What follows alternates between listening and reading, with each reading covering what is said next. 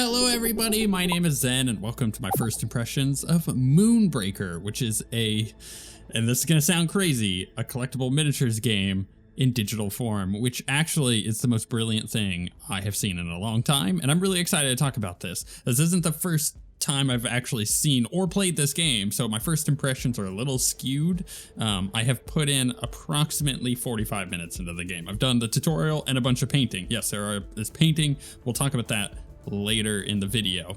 However, I want to jump in and just kind of show you what the game is about, talk about it, and then go into the store. We're going to talk about the store. This is in early access. You can pick it up right now. I'll put a link in the description. However, there are microtransactions within the game. They don't seem too egregious. We'll talk about that. So let's just jump in. Oh man, the music is good. The art style is great. If you ever played some Subnautica, this is the same company who brought you that, so it's they're reputable, and the game is really cool. So let's jump in and we're going to do the tutorial. So we have, as you can see up here, we have a bunch of different currencies. We've got a premium currency, some boosters. Don't know what boosters are used for. It doesn't tell me. We'll find out together. Merits, which are given to you.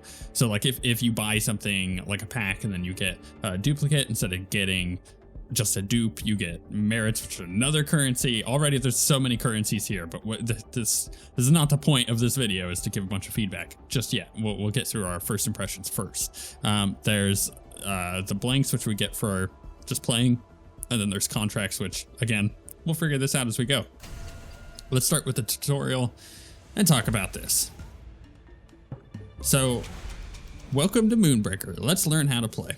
Yes, let's, because as I show you this game and describe it, those of you who are into this kind of game are going to be really into this kind of game. And those of you who do not care about miniatures games in the slightest, maybe you've tried it, maybe you just don't have any interest in it, then this is not going to be for you. However, if you're kind of on the fence, this might push you over one way or another.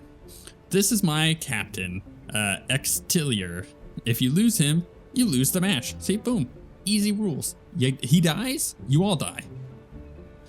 Keep him alive at all costs. This is early access, by the way, so if there's any bugs or lack of polish, like, they could really use some voice acting here, but if they don't have that, that's because it is early access, unfinished game. From my recollection, everything that you do in early access is going to carry over to launch, so no worries about any kind of like wipe there. Left click Extilier to select him. Then move him into range of the turret. Finally uses melee attack to strike the turret. So if you've ever played a turn-based game, maybe it be Divinity or Baldur's Gate 3, I think those are really good examples from Larian. You will be immediately familiar with this concept, especially if you've never played a miniatures game before. But if you had played a miniatures game like Warhammer, Star Wars Legion, or Marvel Crisis Protocol, those things, then you'll be completely at home here. So we're going to move him, and we have like a range that we can move him to. So we're going to move him right next to the turret using the move button, which they have hotkeys for this, so I'll make sure to use those. And then we just melee. It's X. I don't know why I figured it would be 2. Boom, we destroyed it. Good job. End turn. Great job. See, even the game's like, man, you did a great job there. I like the look of the game. It's very stylized. It pops. It's got color contrast. It pops, which we'll talk about later when we get to the painting. He has a special ability, Sword of Justice, which can damage multiple enemies at once. So I can use it fairly easily. So if I hit C, I could just do an AoE. Oh, I messed that up, didn't I? I figured I would be right next to it, but apparently not. The keybinds are messing me up. The ZXC, it feels very unnatural. So we'll end the turn there. This thing's gonna shoot at me, but we can use we could use a Sword of Justice, but let's just use his melee because it'll kill that thing. So he has a melee. Yeah, all units in range. So range for this would be within engaged range around him, so like of the red circle. Actually, this is something that I will provide as feedback right away. It is so important in tabletop games, whether it be miniatures games or even video games, to develop a common language that players can speak and understand. Once you develop a common language, then explaining rules and stuff gets way easier because you can say the different phrases and people will understand what you mean. So like if this says deals 3 damage to all units in range, okay, that's pretty easy. We know how much damage it does. We know it's dealing all units and within range. But what does range mean? It's not indicated here. It's indicated on the screen. You can see with the circle, but it really should be specified in engaged or melee range, because then you get a better idea of that. And then it can show kind of like what that is. And obviously then you start getting an idea of if you have a bigger unit, melee range is bigger than what your unit is. So the bigger unit you have, the higher range you have on melee stuff. So just like weird little things like that.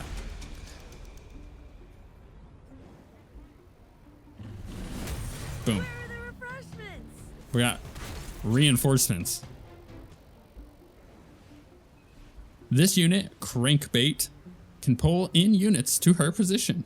Try using her grappling chain ability to pull the turret to her, then destroy it with Exterior. All right, so we're gonna click on her. We can use grapple chain, so we could just grapple this here. Why did that not work?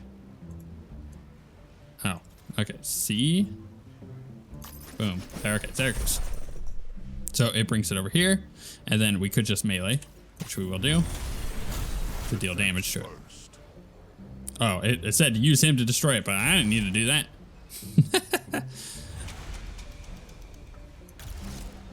Oh, I need to wait for the thing to pop up. Yes, yes. I think that it's already showing the combos of abilities that you can have from different units, and that's really fun. So we're gonna move Crankbait towards the 2 turrets and then pull her, or pull our boss guy to the turrets. Such a cool idea. Then you can use him to destroy the turrets all in a single turn. So right now you would be dealing with the fact, I shouldn't have hit the end turn button. Recalculating. Learning positioning is essential to victory in Moonbreaker. It'll take a bit of practice. Yeah, so I had messed that up because I keep hitting end turn. It's not, you know, things need to be adjusted. So what we are going to do is we're going to move her over here. We want his base size, because his base size is fairly big. We want him to be able to fit through here, right? So we're going to move him over here, which gives him enough range on his move to get into here. And if I use Sword of Justice, I am going to hit her, but, you know, sacrifices need to be made sometimes. I could have done that where she wasn't going to be in range. I like that there is a friendly fire aspect to it. That looked conspicuous. Oh, now we have Arya. Oh, that's convenient. That turret's right there. That one's right over there. And we got one out over there. All right, Arya is a ranged unit. Ranged units' accuracy is affected by distance, cover, and other units. So cover obviously is a thing. That's why there's all these terrain pieces here. Try targeting all 3 turrets to see how cover and your own allies' positions affect your shot. That's really important for positioning. So we're going to use her to see the target difference to the turrets. So if I do like a ranged attack, so this one is an 11%, even though this is closer, it's an 11% chance. It's a minus 11% chance to hit. It's not even, okay, I see. So, I see. That's a weird way to say it. So it's minus 29% chance, minus 11%. So that's a weird way to communicate the percentile chance to hit. But you see, because my attack is going through one of my bases, it means that I'm getting a reduced chance to actually hit that, whereas if I'm hitting over here, it's behind cover, and then over here, well, it'd be way behind cover. So let's go ahead and move her up here. So this is completely blocked, so that's why. Again, all of this stuff is behind cover. So let's do this. We're going to move this one. Well, this is a tough one. If I move... So I could just melee this one. Let's just get rid of that one and be done with it, right? Always. And then I'm going to move here. So that way she's not in range of that. I get a little hey. Pull him over here, and he can finish his move off to here. And then we could take care of that with the other ones. Actually, I could Sword of Justice. Would it hit it? It says it will. Even though it doesn't look in range. That was nifty. We're still gonna need another turn to kill this turret. Having the best time. So, do I want to run over there and kill it? Yeah. Well, actually, I mean, I could just try to use my ranged attack, right? Bam. Done. Stillness gains 75% accuracy until she moves or takes damage. Cool, we'll do that. And we'll end our turn. What you're made of. Turret over there. Big old boy over there. Little boy over there. Oh, what's this? A Tipu. Oh, and a big guy. An angry something or other. I've spawned in an enemy captain, angry jailbreak, as well as some support turrets and a new friendly unit for you to experiment with, okay? Use what you've learned. Remember, you don't need to kill all enemy units, just the captain to win. Well, this is when I will... Oh, okay, I can see all their health now. I can see their actions of what they have available to them. I like this. I like the communication here of what each miniature does. So, for those of you who've never played a miniatures game, or any game that's turn-based, action economy is a really important concept. So for example, if we start a game, you versus me, and I'm getting 6 actions a turn and you're only getting 3, who do you think's got a better chance of winning? Obviously it's me. Right? When you think about it that way, you're gonna have a lot better of a time considering games like this, if you've not really gotten into them. So in this case, yeah, I could just focus him down, but then these things are going to be shooting at me. And if these things were like big enemies and I'm fighting another player, then that's obviously an issue. We want to try to kill the weakest things if we can do so, or kill them, or prioritize our targets in order to reduce their action economy, just to give us a leg up. It's all about momentum, and we want to swing that momentum in our favor, which is exactly what we're going to do here. So we got this little guy. He's got a melee attack, so let's just go ahead, because he happens to be over here, to take that out. And wait, what? Oh, whenever Tipu hits, it permanently gains 1 attack and 1 health. Ooh, that seems way too powerful. Like way too powerful. I'm not going to be in range to kill this thing if I move forward. Die? No more happy hours. Arya is out of range of some of this stuff, but I could move Arya in range. You know what I mean? I kind of want to stay out of range of the main commander until we take care of these.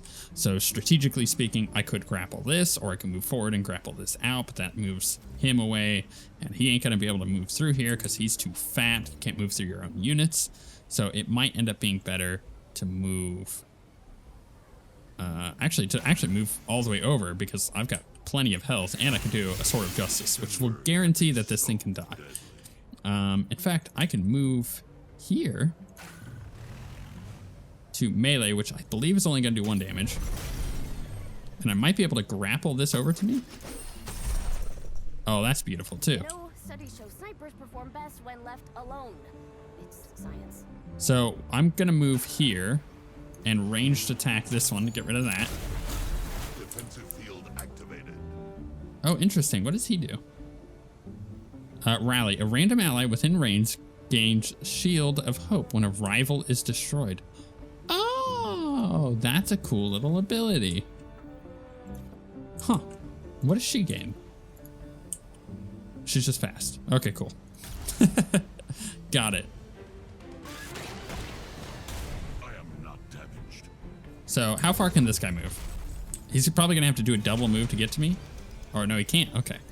That's fine. Paradoxes give pause.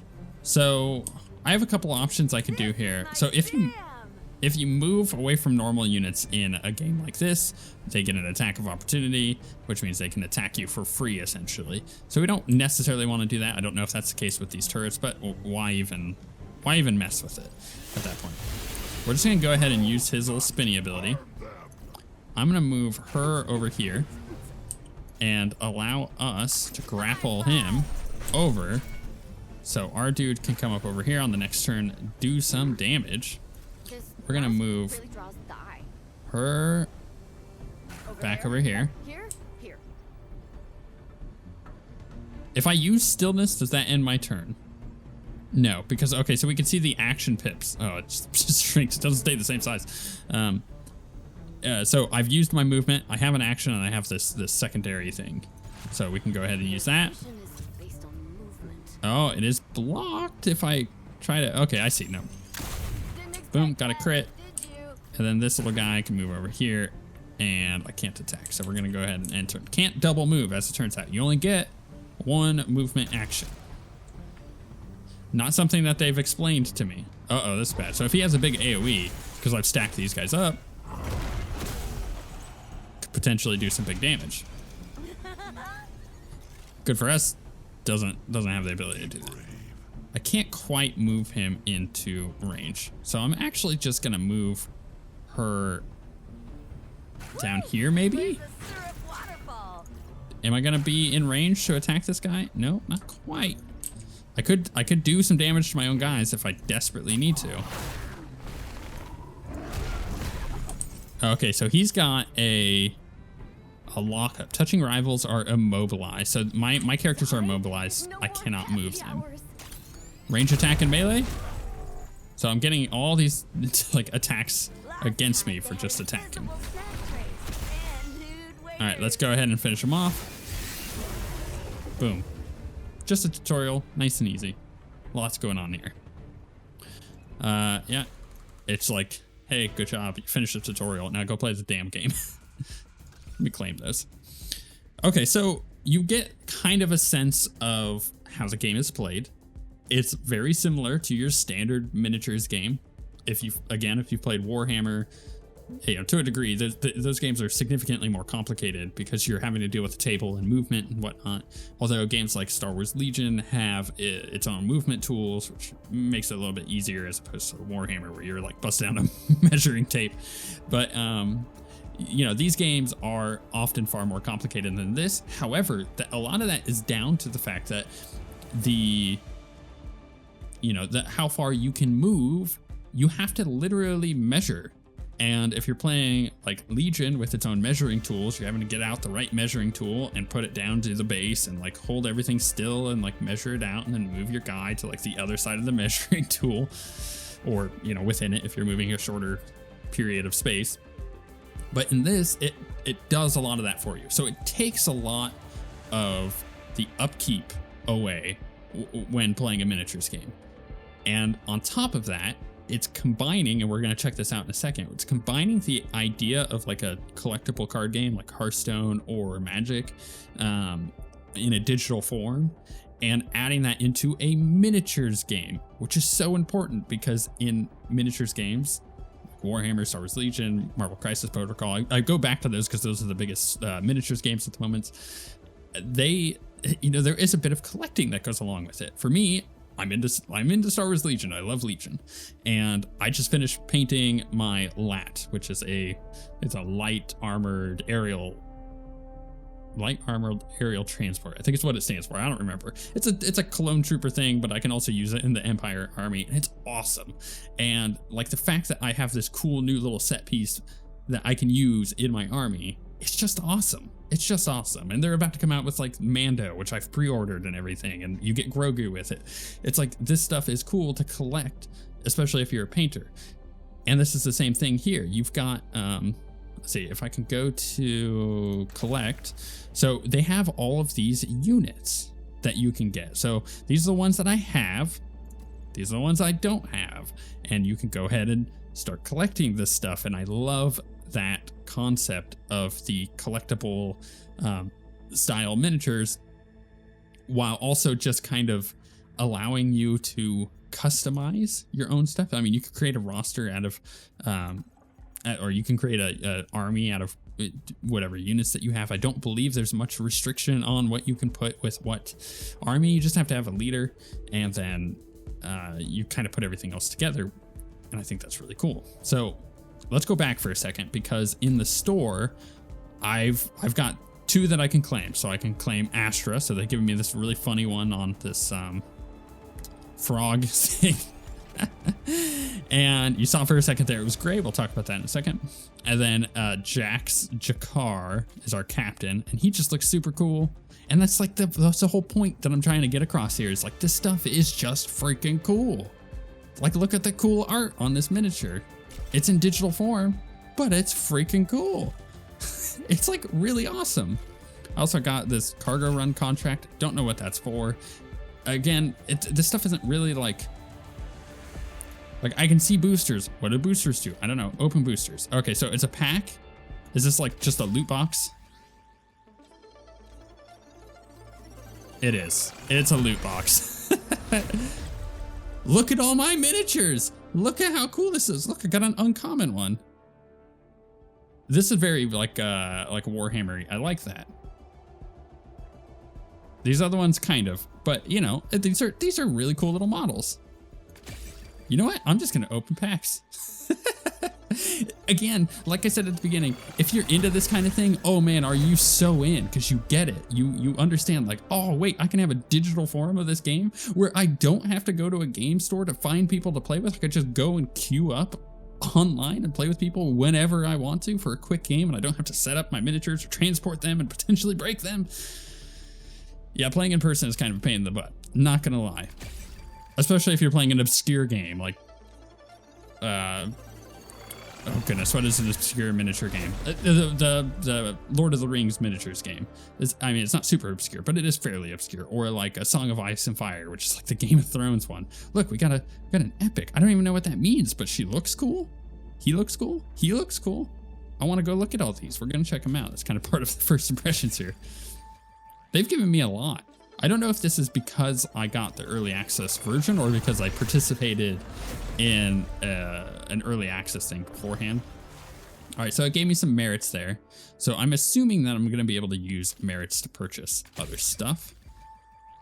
And it looked like it has a really nice thing. We'll check that out in just a second here. All right, we got another dupe, but we're just like unlocking these dudes. I believe it does. Yeah. Okay. Remaining boosters and 2 are guaranteed a legendary. So you have luck protection in this game. If you open 20 and you still haven't gotten a legendary, bless your soul, you'll get one. I like that. I think that more games should do that, especially collectible games. Okay. Got another dupe, although she is super cool. Look at this cool robot guy. I don't know what he does, but I want to use him. This is the magic of a miniatures game. Ooh, what does that thing do? And you know, if you're playing like Star Wars Legion, you already know what 90% of it does. You're like, that is an AAT. That is the droid tank, and I want that because it looks cool and it's freaking huge. Or, you know, you're playing Empire and you're like, that's an ATST, and I love that thing. Like, let's get that on the board. It may not be super good right now, but it's really cool, and it's a cool heavy unit to use, and you could build an army around using a cool set piece like that. Love. And this is all that we're doing here. It's just checking out miniatures. And the fact that this is only in early access and there's more stuff down the road coming out. Oh, look at that. That's super cool. I just love the aesthetic. It's like WildStar meets Warhammer. We have one more? We have one more. Let's see what we get. Just my luck, I'm not going to get a legendary, I bet you. Nope. Okay. Totally fine. I want to go check some of these miniatures out. So you kind of got to see, so let's go back. Kind of got to see a little bit of the tutorial, how the game plays. We'll do one more gameplay thing, but I think there's more stuff to talk about with this game, and I can make a super long video about this, but I quickly want to wrap up on the store. So you have your premium currency, which you can buy. So you get 75 for $4.99, 160 for $9.99, and 425 for $24.99. If you wanted to buy more boosters, so 230 is not even enough. Wow. So a single, that's 10 boosters. So 3 boosters is 80. 1 booster is 30. So, okay, so 11, 20, and 23% off. Oh, that's annoying that they have those weird odd numbers. Okay, so let's say you get 3 and you get 80. You're basically spending $5, essentially, just under or just over $5 for 3 of them. Not super happy about that. The pricing on it, I feel like, could be a bit lower because you are paying a premium for the game. You have to pay to buy the game to begin with.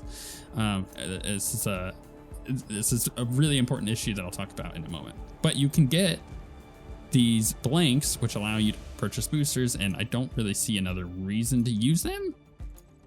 There's nothing else here. I could buy a booster or I could buy a cargo run contract. Don't know what the contracts are for, so let's go ahead and just buy a booster. Just open another one. The biggest problem with miniatures games, especially Warhammer, my goodness, especially Warhammer, I can harp on this for hours. Entry cost is so huge. If you want a functional army, you're going to be spending quite a bit of money just to get into a game that you may not even like. And you like have to go to a game store to demo it or play with a friend who might have 2 armies, which again, they've already spent a bunch of money on the game at that point. So just for you to learn how to play the game and see if you even want to play it. And that is a very big barrier to entry when it comes to miniatures games. Star Wars Legion and Marvel Crisis Protocol less so, but those are still expensive. You know, like you're buying a single core unit for Star Wars Legion, even on sale, you're buying it cheap, like on Amazon or something, you're still spending like $20, and you can have up to like 6 core units in armies. And it's, I mean, a lot of armies don't run 6 core units, but the point is, like, you can spend a lot of money in the starter packs, which come with half an army essentially of 2 different armies, or $90 on Amazon, or you could buy the new Battle Forces that came out, which is a full army.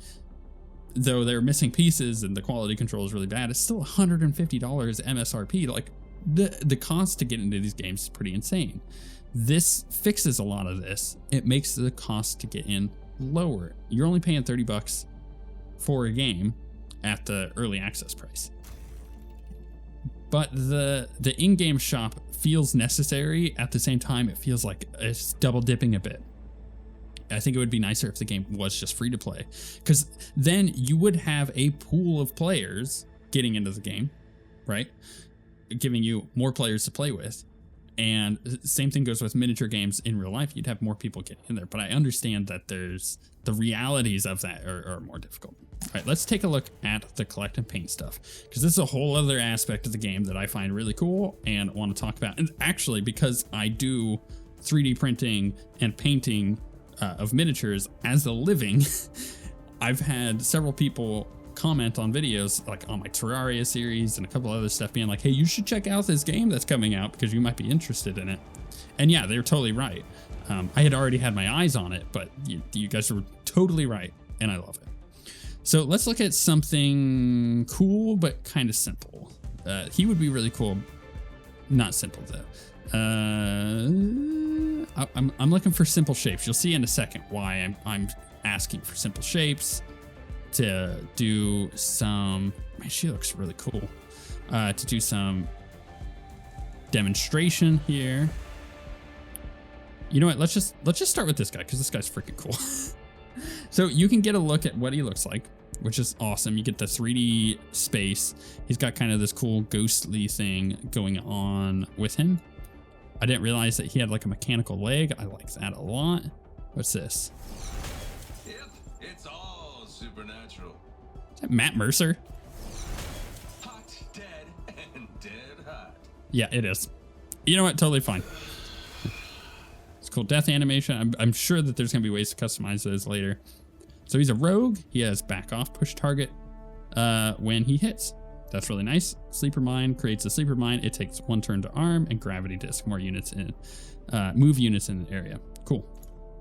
He's got some lore and he's got some stats, but we can, in this game, paint our miniatures. This is the one that they have painted with a professional digital painter.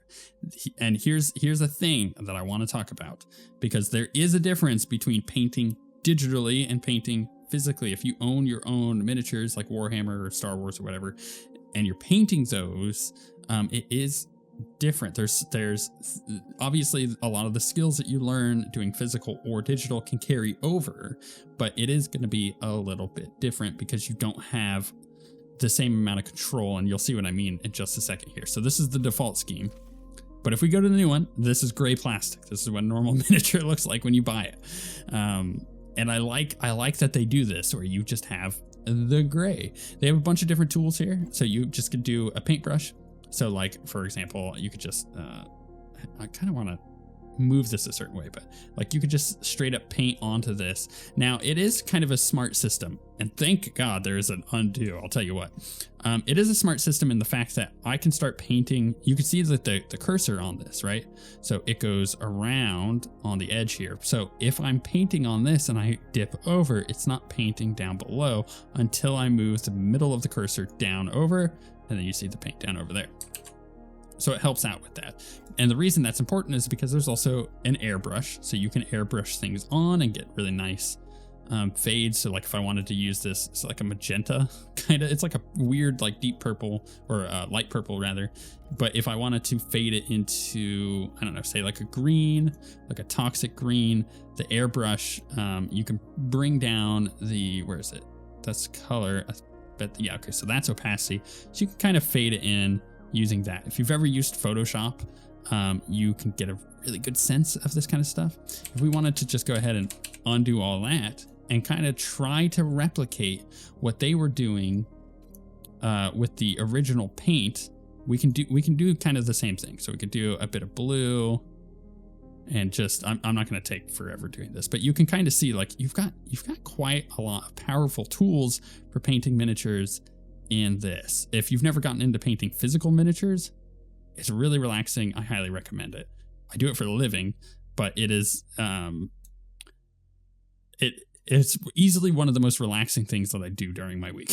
I really like it. So, you know, we could just start with kind of a base color there with our airbrush, and then we could kind of go in with a darker. So I'm going to go with the undersea, and you change the size of your airbrush. And I'm just going to kind of go into the folds over here. Opacity is building up quite rapidly because, well, that's how digital painting works. So we're just going to kind of get in there. We're going to accentuate the fabric folds. You can like, unlike in miniature painting, you can like really get in here with your eyeballs. You can just kind of darken it and get nice stuff like that. And then I'm doing this really like fast and loose here. And you can kind of come in with some highlight colors. Goodness. And actually I kind of want brighter than that. You know what? Can I do a custom color? It's going to let me. How do I do a custom color? Add custom palette. All right, let's do like a, can I select a color with this? Cool. And I can't adjust it. It's not going to let me adjust the color with like a, oh, that's kind of annoying. At least I don't see something right off the bat to be like, go like a color picker and really get it. But if I go with this, that's gonna be a little bit better. Let's bring the opacity up, switch to the haze. Nope, too much. Oh, it's because I didn't have the right thing selected before. Like you can get in there and start doing some cool painting for your miniatures. This is really, like I said, fast and loose, just blocking stuff out. But I like it. I like that there is a lot of options here. Between the paint options, just the paintbrush, they have stippling. So stippling is an effect that you use, or just a bunch of dots. In this case, I bet you it's going to be kind of like a spray paint thing. So if we up the size and we stipple in this, yeah, that's exactly what it's doing. It's just doing a bunch of dots. So you can get really cool skin effects or textures out of this. They have straight up decals that you can unlock. Washes. Now, washes are a strange beast to have in a digital thing. So a wash is essentially a liquid paint that has a special properties to it that allows it to kind of seep into the crevices. So for example here, let's go to paint. Let's paint this like golden off over here. Do they actually have metallic paints? I don't see any here, but I think that there's ways to unlock metallic paints or different kinds of paints as you go. So that's something to consider. But, you know, let's just kind of make this gold for a second. Again, fast and loose, making it messy for demonstration and not for taking it too long. So let's clean up this edge. So let's imagine for a second that we have this golden edge on this robe here, and we wanted to make it a bit more you know, contrasty, a bit more pop. You could use something like a wash, which is a liquid that seeps into recesses, or you want it to, and you want it to dry in those said recesses. So in this case, we're going to kind of go with like a purple, and you would do something like this. Now you see how it's not really tinting the actual color of the, and this is kind of a cool thing, but it's not actually tinting the color around it necessarily. It's really just getting into the little crack there. And I think that is such a cool thing to have in a digital format, especially because you can undo. You can't undo while mini painting, I'll tell you what. You make a mistake making an eye, it's just bad. But you can start seeing, like, you can really shade things out with this, and it looks fairly decent. It's just a weird, interesting concept because it's not something that, like, you have to program it to understand where the crevices are. Like, there's a crevice in there. You see it kind of gets around and on top of the edges there, but my goodness, does it really get into the where the edge meets. And that's a fairly complicated thing to get in and do. And then you can go back to paint and go with like you can get real close, and I'm gonna go a little bigger on that. I kind of wish I had like full on color wheel control here, and you could kind of like highlight along the edge. That was really messy to kind of give it that's really nasty. Let's undo that. That was not my best work. Let's go opacity down. Oh, I see. It's because it's overlooking on the edge a bit there. And you can kind of brighten it up to make it like, yeah, to make it pop a little bit more. And I like this. Again, I think that this is a really, really cool feature that not a lot of people who find themselves, and this is a problem, but they're going to find themselves not artistic. They're going to say, I'm not artistic to do this. But you are. You can even literally go watch mini painting videos on YouTube. I recommend Marco Frisiani. I think that's how you pronounce his last name. He's Italian. You can watch like Miniac or Squidmar and stuff like that, and you can learn a lot and then come into this game and paint your own army. Think about that for a second. Think how freaking cool that is. You could come up with a paint scheme. Obviously, I'm using some complementary colors here. I'm using the blue and the yellow, but you could do like crazy color schemes if you really wanted to, and just make an ugly army or pretty army or an army. I don't care. You can make your own dudes the color that you want. You could take them out of this.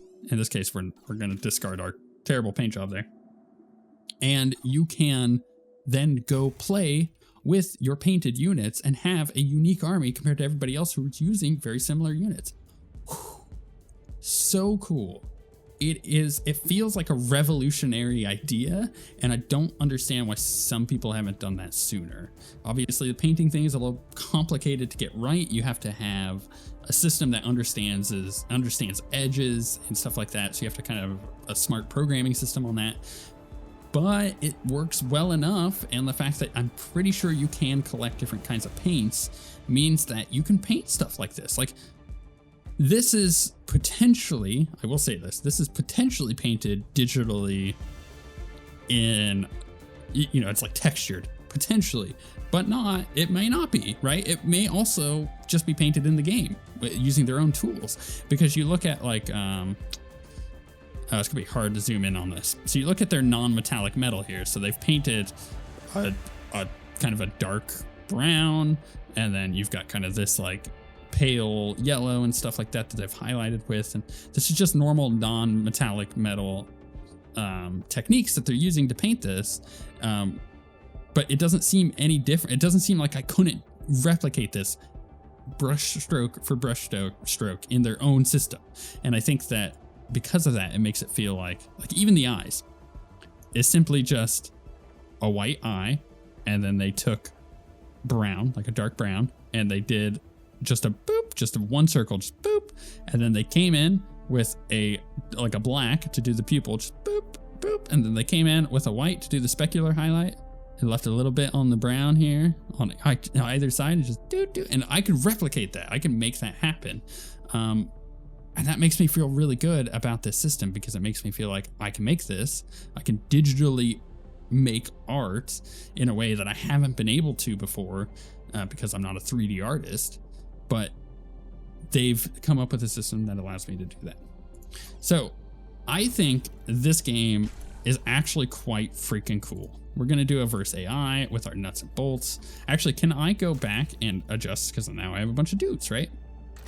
So let's go to rosters. Let's go to nuts and bolts. And can you swap this out? Oh, I see. So this is the army that I've been given for nuts and bolts. But if I wanted to... Oh, I see. They have all sorts of different cool customization stuff that you can't do in a physical form, and I love that. Can I swap these guys out? I could paint them from here. If I go done, can I make a new roster? New roster. Let's do this cool guy. Or actually, let's do this cool guy because he's cool. Okay. Add him. Oh yeah, you can just totally straight up build your army with this. I don't know what any of these guys do, but I love that it's even an option. I'm assuming this is one side versus the other. No, that's maybe just my full army. I love this so much. All right, let's go back. I'm not gonna spend time doing an army building thing. Let's play real quick. Verse AI, nuts and bolts. We'll play with that. I'm kind of in love with this concept. I don't know how. My objective is my vow. I don't know how long this is gonna play out. Now it's a party. I don't know how many people will get into it. Best in the reaches. Okay, so okay, this is like, all right, we're like choosing objectives here. Escape hash, randomly deploy the most expensive unit, max cost 7 for free. It takes 2 damage. Cinder of infusion, gain 2 cinder, restore 1 health to your captain. Or we have corrosive particles when damaged is dealt to units in an area this turn. Add 1 to it. Oh, there's also restore 1 health to ally or deal 1 damage to rival. So I'm gonna go with escape hash. I think that sounds cool.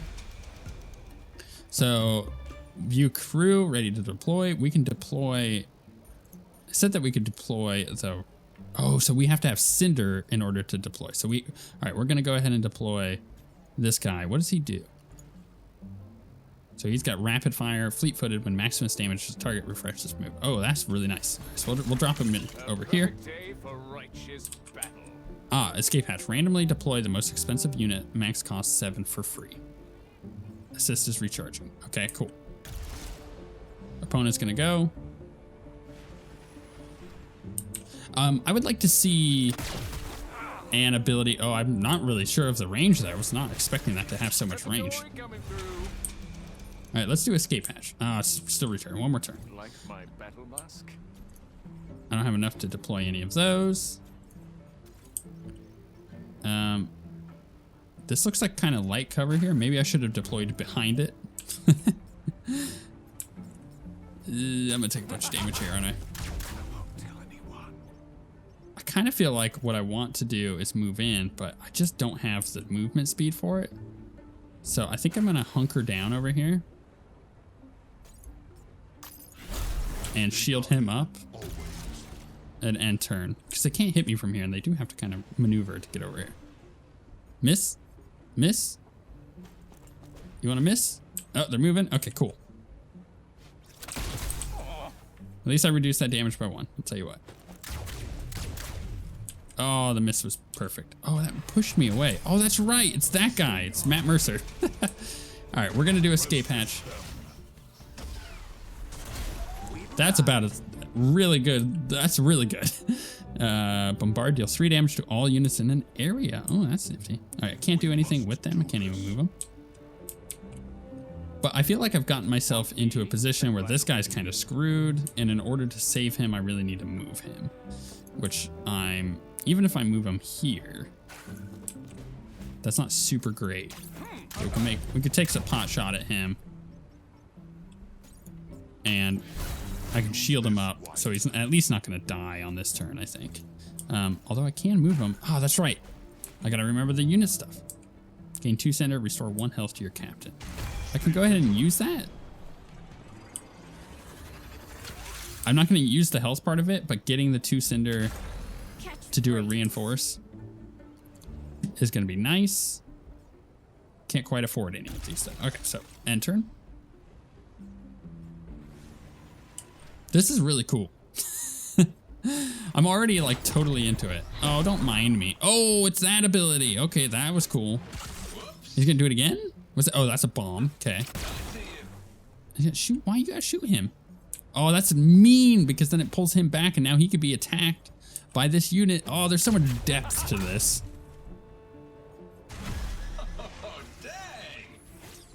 Oh, don't do that. No. You don't do that. Don't do that. No, don't. Okay, you're coming all the way over here, my guy. That's fine if you want to come here. These paradoxes give pause. Can I move here? Let's Sword of Justice. Let's melee this guy. Just take him out. My battle mask? I can also take this guy out because I can bombard. Although I could bombard this, take out the bomb. How Matador does it. And then we can range attack on him, maybe, but also like just popping damage on the, like he's just kind of in a bad spot here. So I can move forward and get out of range of this guy. Okay, I still don't have enough to deploy, so we'll just end turn. This is a long first impressions video, but I think it's necessary. Ooh, that orbital strike really screwed me over there. Well, I'm glad I moved him, but it still wouldn't have made a difference. So let's go ahead and deploy Arya. I'm gonna deploy her down behind over here because I don't think she can act on the same turn. No. We will Sword of Justice. We can do a lot of damage with this guy in a single turn. Like I'm about to win because my dude just does so much damage. He doesn't even have a single point of damage on him. It's really good. He's got a lot of Cinder. Stop this now. Oh, he's used it. I see. Okay, now he's using. I gotcha. He's got that guy down. Stim Burst. Not going to help because we're literally just going to go win. So I'm going to move here. We're going to AoE. And we're just going to kill him. Bam. I can't be killed or tamed. That's fun. I can dig it. I can dig it. I could see how that would be really fun against, other people. And then we got all of this unlock stuff. Yeah, so like, we got decals here. We got a banner thing. We got a profile picture. We got packs. Like, you can get a lot. I'm expecting you're not going to get much XP from playing against the AI, but if you play against actual player opponents, that may be a little bit better. And this is a season tracker, so it's basically a battle pass. Decal pack, boosters, banner shape. Oh, okay. So we got copper paints for non-metallic. So yeah, you unlock paints by playing the game. That's fun. Feels like real life when you're like, yay, I earned $30. I'm gonna buy a paint set. And your wife's like, do you really need more paint? I'm like, I don't have this specific color of red that I want. Am I projecting? Maybe. More paints? More paints? I wonder if there are metallic paints, because none of these are metallic so far that we've seen, and nothing appears to be metallic. Got rings. Okay, so we can actually just straight up unlock alternate paint schemes, which is cool for the people who don't even want to get into that part. More decals. I could see myself coming up with a paint scheme for my army that I want to play and just sticking with it. There we go. There you go. Metallic paints. Perfect. This is cool. Ooh, and at the very end, you get a skin for him. Ain't that freaking cool? I love it. I'm going to go ahead and say that if you're into miniature games, you need to play this. Just give it a shot. Or wait for it to officially launch and then jump in then. It actually might be a better time. My only critique of it is that it doesn't feel like it should be selling for $30 because of the store. However, I understand why it is doing so, and I understand the requirements of having to, you know, pay your employees to keep a game like this up. So I'm kind of like half and half on it. Like I want them to do well, but I also want to make sure that the player base is large enough that I can get in and just get a game and not have to worry about playing against some grognar who's been playing this game every day for 12 hours a day, and he's just going to whoop my butt because he's way better at the game than I am. I think that there's a lot of depth here, and I would be really interested to see the 1 year plan, like what's coming out in a year or when the game releases. Are we getting more miniatures? Are we getting more customizing stuff, more decals, more paints? I would expect that is in the works. So yeah, really into it. And again, you get rid of all the weird social stuff of having to go to a game store and find a game of Warhammer or Star Wars or Marvel Crisis Protocol, because you just go on and queue up. It also does remove some of the fun social aspects of meeting other people, but yeah, I'm really interested in this, and it's going to be one that I keep my eye on, and it may be one that I end up doing more videos on. If you've liked this video though, go ahead and like it. If you want to see more stuff like this, or you want to check out my other stuff, subscribe, because I upload every single day, and I have been doing so for 11 years, actually. I just did the math in my head, and I got a little concerned that I've spent 11 years of my life doing this. It's fun. But if you want to support the channel, you become a channel member by hitting the join button below, or by going to the super thanks button and doing a thanks, which will basically pin your comment or whatever you want to say on this video. Again, thank you for watching, and we shall see you all next time.